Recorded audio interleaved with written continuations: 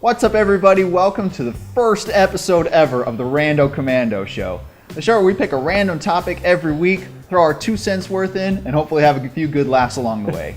I'm Jonesy, he's Ethanuel, and this is the Rando Commando show. You know what? February marks off the month of love. It's that, 14th day where everybody buys chocolates or buys roses for their girlfriends. So I thought, in honor of that, we should do a segment on our favorite guilty pleasure movies. Movies that we love, but not everybody does. I like it. So, for example, to kick off my list, we're going to go with Aragon, which, for me, is a movie that, while not as good as the books, it's still it holds a special place in my heart because of the actors that played it. Now, every time I read the books, I can't help but picture those actors reprising the roles in the books, whether or not they're alive or dead. So that's why Aragon holds a special place in my heart. It may not hold it in everybody's, but that's what it holds in my heart. Yeah, you got good memories of it, so it's a good thing. I definitely didn't enjoy the movie as well as I enjoyed the books. I didn't read the last one, which I know I might get hate for. The best one. Right. But, I mean, yeah, I could see how it would be good and bad. So how about you? I think my first entry on the list is going to be Teenage Mutant Ninja Turtles 2, The Secret of the Ooze. It came out in the 90s. It was one of those that, had the live action. It wasn't animated. And so it was kind of cheesy. Okay, really cheesy. But it followed on the heels of the first movie, which was kind of dark in tone, a little bit darker. I mean, it's Ninja Turtles, so I mean, it can't really be that serious. But the second movie kind of was a lot more lighthearted. There's a scene in it where the Ninja Turtles crash a nightclub. I'm just picturing this nightclub having pizza and Michelangelo going crazy. Yeah, so they're fighting these ninjas in the nightclub, and the MC on stage is just like, this is amazing, I gotta capitalize on this. And so they start rapping to these ninjas doing these, crazy kung fu moves, and yeah, it's just, it's hilarious. It's like ninjutsu with rap mixed in. It's called the Ninja Rap if you want to look it up, but it's so funny. Like taking the nightclubbing to the extreme, huh? Yeah. Yes, definitely so. As far as hilariousness, yeah, it's super funny. But I mean, I liked it. It had, a lot of more supporting characters and stuff, and yeah, it was just good all around. A good guilty pleasure. That's a good one. I mean, I never watched the Ninja Turtle movies growing up, so I can't comment or speculate on them. I know people are going to hate me for it, but don't worry. I'll watch them someday. We'll make it happen. Well, yeah, for sure now. I don't want to see this nightclub scene. So, my second favorite one is John Carter. Movie came out probably late 2000, I want to say maybe even 2010. But it was a good movie. Memories of taking my little brother to the theaters to go watch it. Phenomenal. I love it. I know if you compare it to the books, it's not nearly as good, but for me, it holds a special place in my heart because I gotta go take my younger brother to it, and now even then, it's like I can sit back and watch it, and yes, it's got its flaws in it, but for me, it holds a special place in my heart because of the fact that I was able to go watch it, with my family. Sure. Yeah, I think it's a pretty decent movie. I read the first 3 books. There's a big series of John Carter books, but I read the first 3 because I actually watched the movie first, and I, kind of got curious, and I was like, oh, sure, so I'll read the books. And it's pretty interesting because they took elements from the first, I think, 2 or 3 books and just kind of pulled it in there, and they're like, oh, this character isn't introduced until way later, but let's bring him in and, do things like that. So they kind of did like a Lemony Snicket route.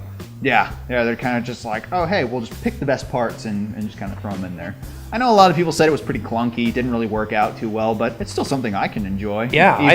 Even after reading the books, I respect them each for their own way. Yeah, like I said, holds a special place in my heart. Be able to take my younger brother to go watch it in theaters. For me, that's why I enjoy it so much. Good memories. What about you? Next one for me would have to be, okay, this is one I'm going to get a lot of hate for. I'm just saying, I'm just throwing it out there. Please don't hate nobody. Please just bear with me. Okay, Star Wars Episode 1, The Phantom Menace. Okay, booze aside. Oh! Yeah, okay, all right. But let me explain. All right, so growing up, I was a really big Star Wars fan. I still am, huge. and it's something my dad and I really got into. And so when I heard there was a new Star Wars movie coming out, I was like, oh sweet, we haven't had a new Star Wars movie in like 16 years. So I was super pumped, you know. I was like, I saw trailers, it looked really, really good. And then I watched it, and I was like 10 years old at the time, and yeah, I was just floored. I was like, oh, this is so great. And okay, the things that are bad, all right? I hate Jar Jar probably more than the average person, which is probably saying something.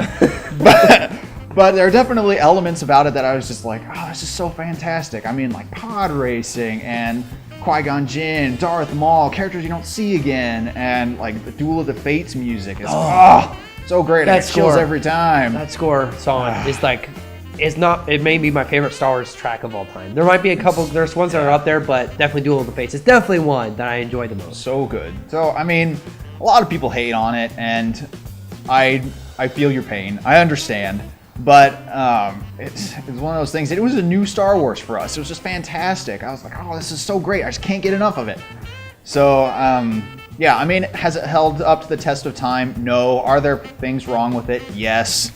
But it's still something that, you know, I have memories with it, and I enjoy it for what it is. And a lot of people really hate all of the prequels, and I'm like, you know what, there's so many good things about all of them that people just disregard. And so yeah, I mean, I think the thing that was for me that made it best was because growing up watching 4, 5, and 6 over and over again, it was like, I mean, you got used to like, I mean, for me it was like to see episode 1 come on the big screen, it was something different. The fighting sequences were better in it, the graphics were better than the prequels. So for me, it was like, this is phenomenal. This is awesome. I mean, there's no double-bladed lightsabers in the... Yeah! Like, how cool is that? Right? And so for me, it was like, this guy's got a double-bladed lightsaber. This is awesome. I mean, like, after episode 1 came out, it was like kids running down the street using double-bladed lightsabers. I mean, it was the new thing. Right, yeah. But, so for me, I understand. Yes, there's tons of things to hate about it, but for me, you know, it holds a special memory because as a little kid, this was something different than the average norm. And I feel like stuff like the better fighting, the starships, and the better lightsabers in it. For me, that's what made it for me. There's just a lot of good things in it that people take for granted. So that's the entry on my list. How about your third one? My third one? Ooh, yeah. This one's a really good one. This is the first movie I ever saw in 3D. It was my first 3D movie and my first IMAX movie, so it was just massive. Tron Legacy. Yeah. So I know a lot of people are kind of like, oh, that movie was all right, I guess. But a lot of critics were kind of like, meh, it just wasn't that great. But for me, it's going and seeing like all the cool like light effects inside of it, the cool light cycle battles, the disc wars. Oh man, like for me, it was just fantastic. And like my dad and I went and go see it, and oh geez, it was phenomenal. I was just like, I came out of the theater and I was like, that was pretty amazing. I definitely like that, and it's held the test of time for me. Like every time I see it, I'm just like, I love this movie. While it does have its issues, you know, plot-wise isn't terribly strong. It has holes, but it's just... I'm not a huge fan of the nightclub in that one. Like, the nightclub was a little weird. It just did not sit well. It didn't have the ninja rap, so I mean, I'm just... No, for me, it holds a special place in my heart. Younger brother, big fan of it. And then also, too, we named my first car. I know people are going to be out there wondering, you name your cars? But follow me with this on this. I did name my first car after the bad guy, Rinsler. Rinsler. I think me and Ben were also involved in on that one. We technically put Rinsler in it. But yeah, it's phenomenal. Like, I really enjoy it. Like, the action and the, like you said, the light cycles and stuff like that was also phenomenal. And, like, that last ending song with, towards the end of the movie, oh, man, that's so good. I really enjoy it. Daft Punk is just mixing the Daft Punk with the orchestral music is just like, it's awesome. It's phenomenal. It's just so great. I enjoy it. It's good. Yeah. So that's probably one of my faves. For me, my last one, and this one pains me to put on here, but I have to. If I put episode 1 on here, you could put yours on. That is true. That is true. I'm a big Narnia fan. Huge Narnia fan. You can ask anybody around. That's probably one of the few things they'll say about me. For me, it's Narnia: The Voyage of the Dawn Treader that came out on the newest edition. The BBC American ones, they hold a special place in my heart, and they can never be like on my top 10 phenomenal movies, but they're not on my top 10 worst movies either. They just hold a special place in my heart. Yeah. Voyage of the Dawn Treader makes this list because of the fact that I've, like Aragon, read the book so many times and then try to compare it to the books, and for me it just felt way short.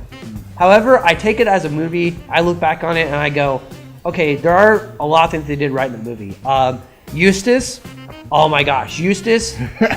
Yeah. Eustace was like the perfect brat. So, hey, props to Eustace. You guys get a thumbs up from me. Boom. You know, for being a good brat. I mean, yeah, I just can't speak enough about him. Greepy Cheap, phenomenal character. He's one of my favorites of the Narnia series. It's like a talking fighting mouse. Like, how cool is that? You know, he did have the line in Prince Caspian. You know, a lot of people underestimated him. I just love how he kept that wit throughout the series.